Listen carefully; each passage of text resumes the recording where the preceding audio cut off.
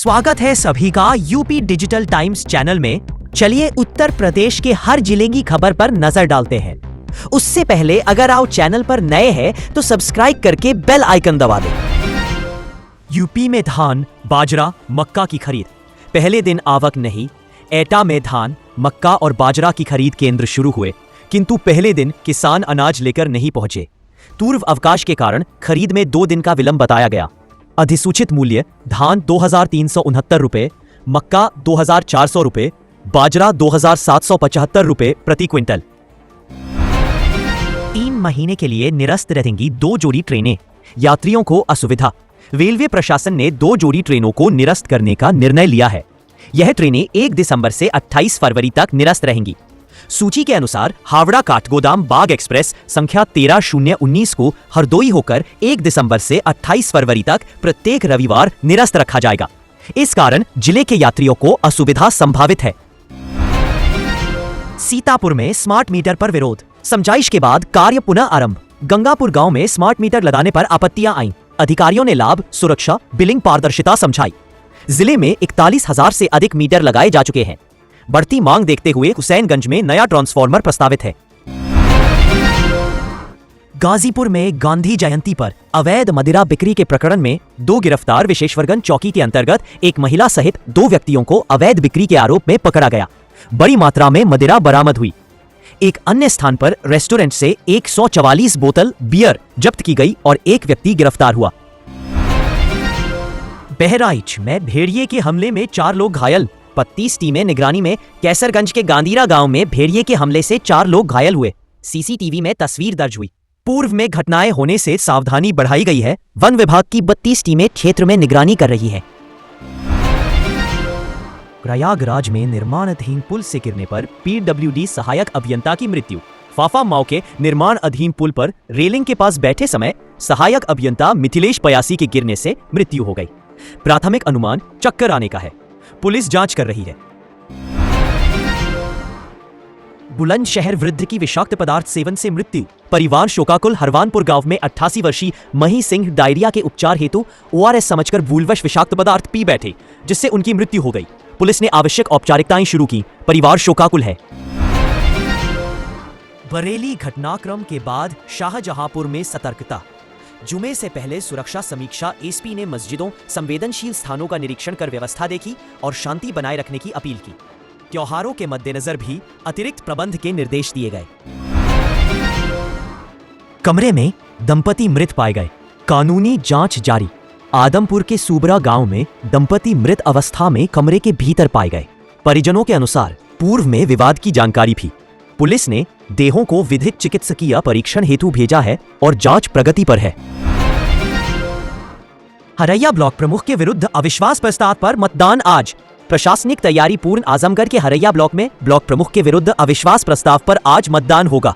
सुरक्षा हेतु व्यापक पुलिस बल और सीसीटीवी निगरानी की व्यवस्था है। कार्यवाही निर्देशानुसार गोपनीय रहेगी। इस बीच एक व्यक्ति द्वारा अपहरण की झूठी शिकायत देने पर वैधानिक कार्रवाई की गई। शाहजहांपुर में लीकेज से जल बर्बादी, कई वार्ड प्रभावित। विद्युत गैस पाइपलाइन कार्य के दौरान हुई लीकेज के कारण 16 वार्डों में दूषित बहता पानी समस्या बनी। अफरीदी, नादिर शाह मोहल्लों में सड़कें जलमग्न रही।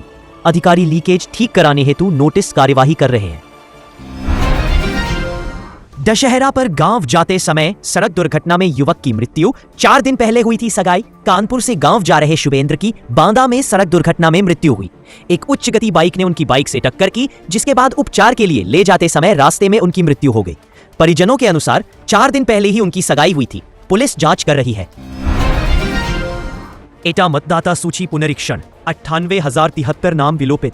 1.8 लाख नए नाम। त्रिस्तरीय पंचायत चुनाव हेतु सूची पुनरीक्षण में मृत पलायन श्रेणी के नाम हटाए गए। बीएलओ 6 अक्टूबर तक सत्यापन कर रहे हैं। ऑनलाइन आवेदन भी स्वीकृत थे। सदर तहसील में सर्वाधिक विलोपन हुआ।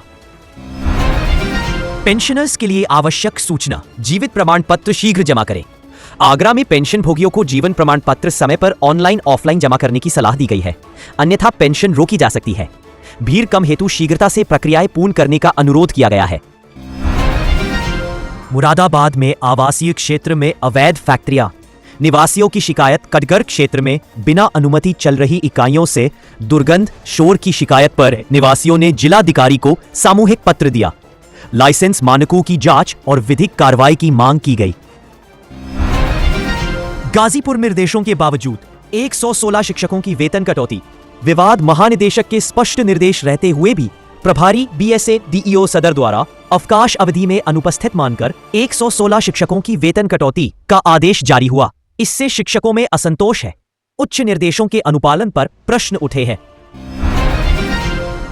मिशन शक्ति 5.0 बालिकाओं के लिए निशुल्क ड्राइविंग प्रशिक्षण ड्राइविंग माई ड्रीम्स कार्यक्रम के अंतर्गत अंतर्राष्ट्रीय बालिका सप्ताह में बालिकाओं को निशुल्क ड्राइविंग प्रशिक्षण दिया जा रहा है।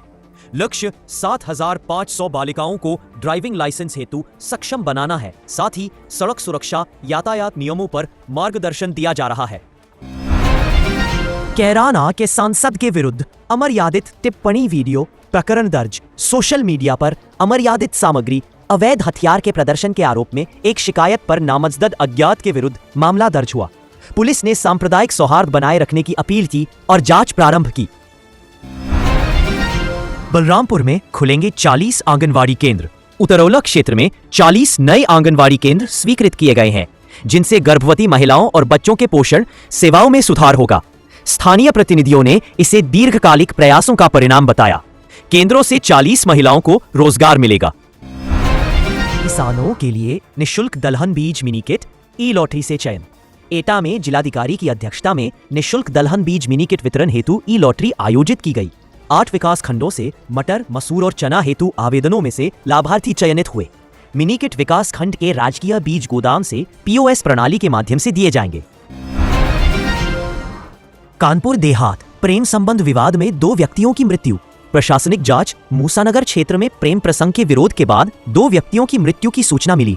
पुलिस के अनुसार पूर्व में गुमशुदगी की रिपोर्ट दर्ज करने में लापरवाही पर संबंधित अधिकारी का निलंबन हुआ। जांच जारी है।